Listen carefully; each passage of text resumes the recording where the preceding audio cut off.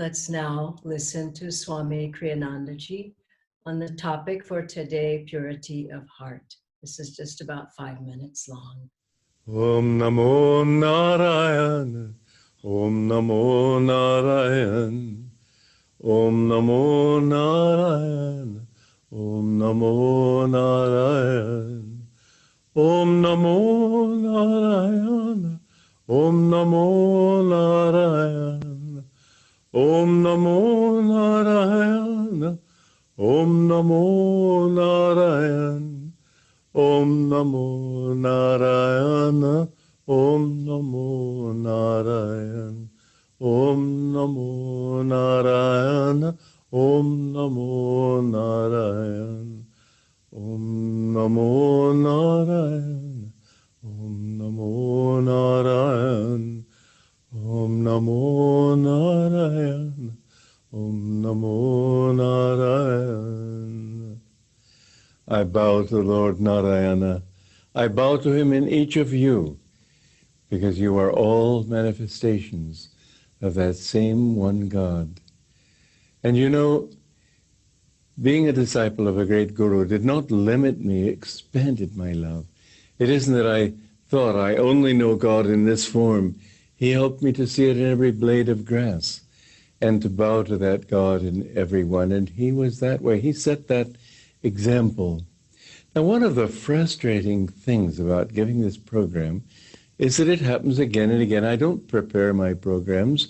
I just talk, but somehow I seem to intuit what I'm going to be doing next, because I just talked yesterday about just what I'm going to read to you today. How frustrating. But I've got this book all prepared with sayings, and I want to use only this book as the foundation, and the book ends up just perfectly for 365 days. So you're stuck with hearing the same thing, but it's, after all, a beautiful truth all the same. And this is saying from Conversations with Yogananda, number 141. The Master remarked during his later years, to my first generation of students, I didn't say much about a vegetarian diet. It was too unusual then for the people in this country, meaning America. Diet was secondary in importance anyway to the teachings of yoga. For the next generation, I recommended that they eat less meat. Most of them, on an average, became healthier. For this third generation, I've recommended a completely vegetarian diet and find that of the three groups, the present one is the most healthy. I don't care much, however, for that word vegetarian. Too many people are fanatics on the subject. I've coined what I consider a better word, proper-etarian. And he just wanted us to eat properly, and that sometimes meant eating according to the needs of the moment. If you had to either eat meat or starve to death, he would certainly say eat meat. It's not that important. I talked last time about the necessity for getting away from these kind of superstitious ideas of this can make you impure, that can make you impure. Forget that.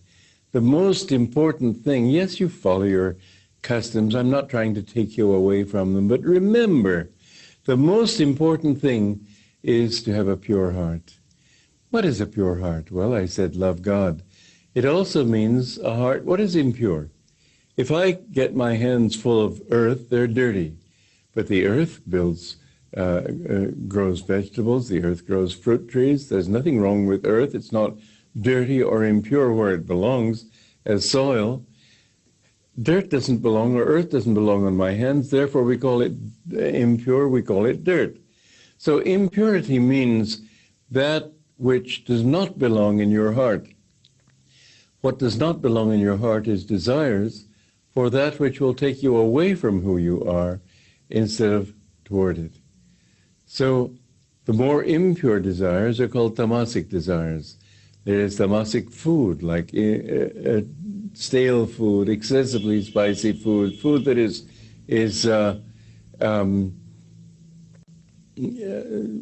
pungent, excessively pungent, and overcooked food. These things where there's no life in it, you're just getting bulk but no energy. This is a tamasic diet. Rajasic diet is that which energizes you.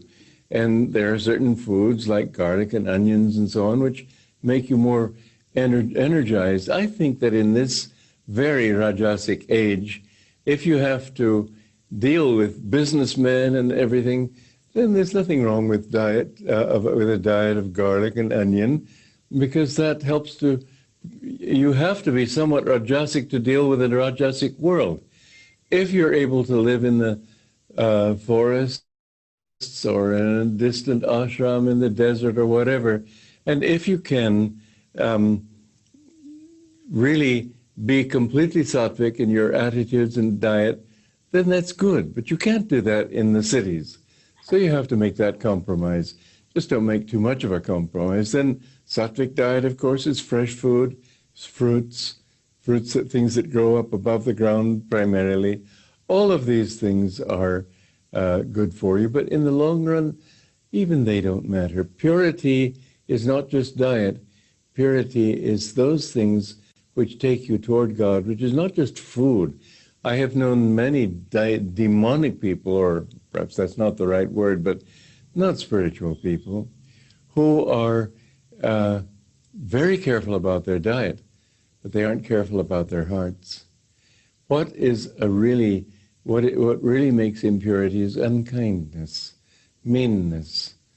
People who can be rude to others, don't imagine that God is pleased. If you cannot win people, you will not be able to win God's love.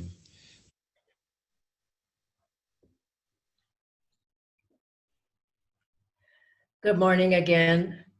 This is such a wonderful topic and so nice to hear from Swamiji in the mornings like this. With purity of heart, it says in the Bible, "Blessed are the pure in heart, for they shall see God." Purity of heart means, as Swamiji is saying, there's no desires there. There's nothing that's blocking between you and God. There's nothing that you want more than the divine, the desires and attachments and all the things that pull us outside of ourselves, that they're no longer there. And I was remembering the beautiful images of the visionaries, the children visionaries who they were very young, and some saw the Divine Mother or Mary for many years, some decades. Some are still seeing Garabandal and Medjugorje. There was Fatima, there was Lourdes, where these children were just caught up in ecstasy, and they stopped breathing. They were in an ecstatic state because of their purity, because of their love for God. I was thinking of Saint Teresa of Avila, and there is in Rome, I saw this when I lived in Italy, a beautiful statue of Bernini, by Bernini, of her in ecstasy, where there's an angel who's piercing her heart. And that means that her desires were just taken away. And it was said that she used to have to hold on a chair so that she wouldn't lift up in levitation, because she was so uplifted from having no things pulling her, attaching her to this world. It was the same with Padre Pio. He would do the Mass, and he would hold up the Mass, the Eucharist, the wafer, and he would just be gone and just ecstatic union with God and communion, true communion with God. And these masses would go on for a couple of hours, and people would think it was normally like half hour. People would think, well, come on, Padre Pio. But he was just in love with God. And this is the direction that we are heading in, of releasing things. I remember when I first came onto the path, I took all my old pictures and from that old life and how I used to look and the things I used to do and those old friends and everything that wasn't me anymore. And I made a fire and I just threw them in the fire. And I just said, this isn't who I am anymore. I don't want those desires. I don't want that life anymore. And I was recalling recently Master's chant, "Door of my heart, open wide, I keep for thee." And this is the devotee is always just trying to open. In the beginning, it's a little bit, then okay, I'll open more. Okay, I'll open more. And then your heart at a certain point just naturally flies open. because there's nothing else holding you back. Master, when he found God, he said this himself, that he asked Divine Mother, why did it take so long? I've been calling you all this time. And she said there was just a few desires still left. I couldn't come. And Master had a wonderful vision of Divine Mother. It's talked about in the New Path, one of the Christmas meditations, where he's just looking at her and talking to her, and all the disciples are there, and he's just saying, how beautiful you are. Look how beautiful you are. Oh, please stay, stay. Oh, don't go. And he says, and they could hear one side of the conversation. He says, oh, the desires of these people, the materialistic desires, are taking you away. Don't go, please don't go. And this is the thing, it blocks us from God, these desires. But it says also in the Bible, suffer the little children. That means let the little children come unto me, because of such is the kingdom of heaven. And there was that wonderful story of Master with Swamiji. When Swamiji first came, he said he was over intellectual, always analyzing and trying to figure things out. And Master kept telling him to get devotion.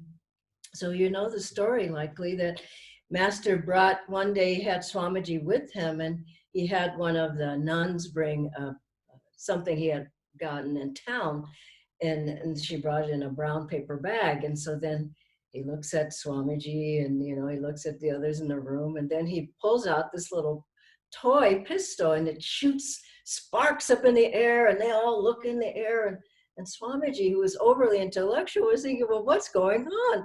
The Master had another little toy, and it was shooting up a parachute up in the air, and then they all looked at it and watched it go down.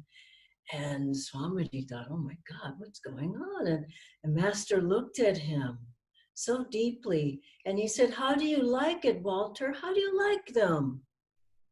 And Master Swamiji said, oh, they're fine, sir. I mean, he didn't know what to think. And that's when Master said, suffer the little children. He quoted from the Bible, let the little children come, because such is the kingdom of God. And so it's the desires that I want this and that. I remember as I was growing up, there were 5 kids in our family. And at Christmas time, you got to tell, when we were still believing in Santa, you got to tell Santa what you wanted, and we'd write it down, give it to our parents, and and then just imagine 5 kids wanting all these things. Oh, I want a bike. Oh, I want the skates. Oh, I want a volleyball. I want a kickball. All the kids were going like this the whole time, and my parents, they're going crazy. And that was fun then, and we did get many of those things. But then you get older and older, and the desires just get bigger, and they get bigger, and they get to be more and more. And this doesn't satisfy me. I want more and more. And you're not a kid anymore. This is the thing. The adults are still having all the desires. And so how do we try to release these desires? Well, there are many different ways people try. One is we try through, we can say fire ceremonies. Okay, so we have fire ceremony, but you have to be very focused to release attachments and desires through a fire ceremony. So many people are looking around, and Swamiji said when he used to live in India, people would be doing fire ceremonies and say, hey, give me more wood, and they're just totally unfocused on it. And also we can say by bathing in holy waters. I was baptized in the Baptist church, and that was wonderful, but that was so long ago. That's supposed to last your whole life. And we think bathing in holy waters, like in the Ganges, that's fine. And but then what Master said is your sins wait for you in the trees. And you come out and they jump back all over you again. And there was a humorous story of Mukunda. When he was young, he would go and bathe in holy waters, but he would be in ecstasy. And so one time he came out and he was just gone, and he was so gone that he left his clothing by the riverside, or he was completely naked then. So he was walking away, and then one of his aunts saw him, and they said, you, she scolded him. I think she even slapped him, and he said, the sin is in you, the sin is in you. And then he just went back easily and got his clothes and put them back on, but he just wasn't in that consciousness at all. And we think of, prayer, and we say, well, prayer, if I just pray enough, but most people can't pray. Master said it should be a powerful prayer, a prayer demand, a focused prayer. He said after Kriya, prayer is 100 times as powerful as just praying with the thoughts and mind wandering all over. And prayer with deep devotion, but not going into a whole emotional thing. I grew up in a completely emotional church, and my grandmother's church, it was there on the wall, painted, be still and know that I am God. And I just would look at that and I go, yes, yes. Something inside of me just remembered that stillness, but nobody was still in that church. And that's the thing. We say these things work, but you have to really be focused in them for them to work. Now, on the spiritual path, on our path, we have a very powerful way of getting rid of those desires. That is tried, true. The masters have practiced it. Many great souls over thousands of years. Ancient techniques that the masters gave to their disciples, that Jesus gave to his disciples, Krishna gave to Babaji for thousands of years. These practices have been shown that they work. And the most powerful way for us is through Kriya Yoga, through our practice of Kriya. Now, what does Kriya do? It makes our spine into a big magnet, the spine and the chakras, the nadis, where the currents are flowing. You can imagine the spine initially, Master said, is spiritually paralyzed. Nothing can flow. There's so many desires and attachments, the energy can't flow. And you can imagine also like a hose that's kinked and curled, and you try to turn on the water to water your garden, nothing's going to come out. So we align the hose and Kriya through our practices of energy, energization, Mahamudra, Ananda Yoga. We align the spine, and then we introduce a powerful energy there, which makes the whole spine into a magnet. What does a magnet do? It pulls things toward it. The spine becomes so magnetic that it pulls away the energy that's going out to the senses, to the desires. I want this, I have to have that, I need to have that, please let me have that. It's endless. So the magnet just pulls our energy in, it redirects it, it cuts the sense telephone wires, just like your cell phone. If there's no battery, you can't talk to anybody. Nobody can call you.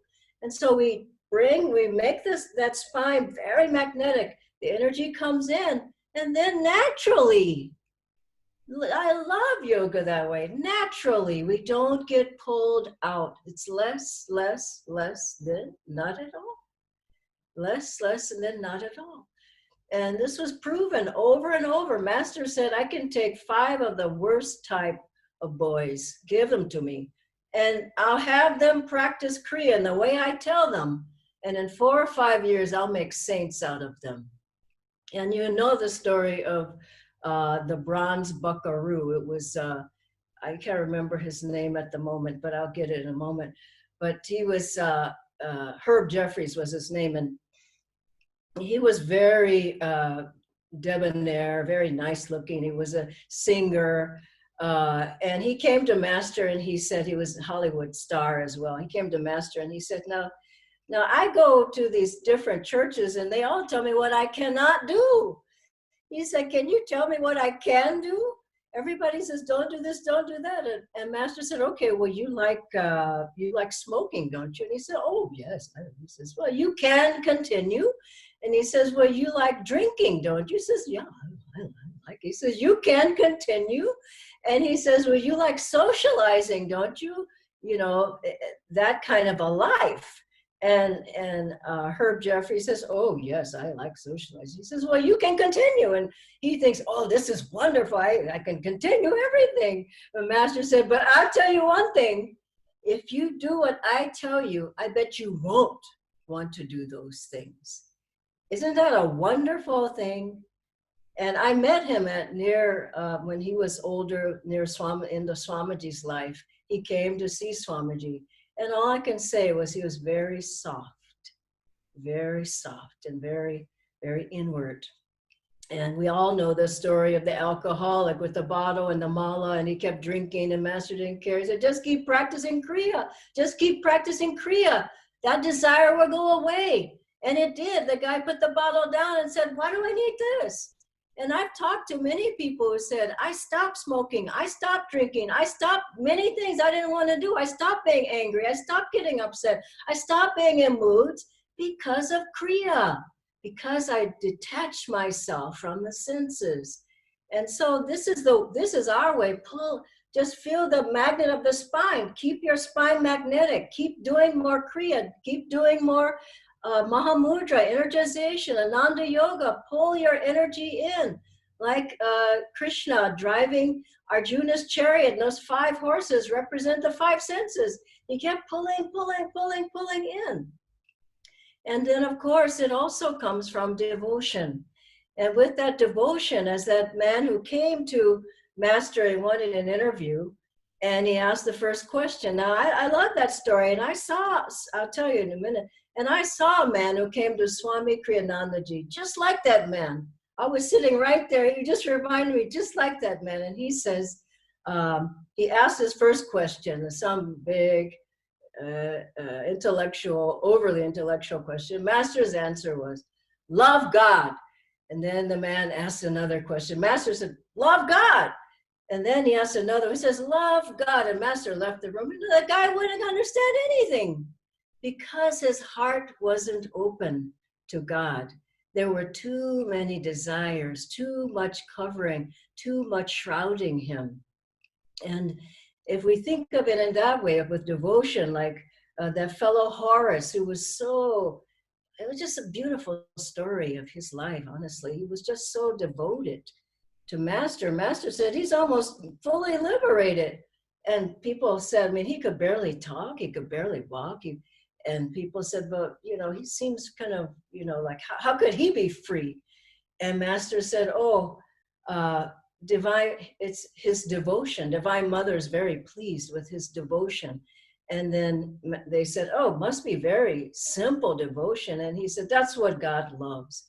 And then that man, at the end of his life, he couldn't do much, but he laid on the ground. He couldn't even walk anymore. And he just pulled up weeds out of the garden, just devotionally. That's all he could do. But he offered it to God. And you know the story of Dr. Lewis, who came to Master and he wanted to find God. And Master asked him, will you love me as I will always love you, at the very first meeting? And Doctor said he didn't know what to think. And it's the first time here's an Indian guru. He doesn't even know anything about India and nothing like these and things. And Master, he looks at Master, and Doctor said, I could feel the love flowing. So I said, yes. And Master said, good, now I take charge of your life. And so in these ways, if we can open ourselves, we realize, I remember we were in Assisi and living there, and Italy has such a big heart.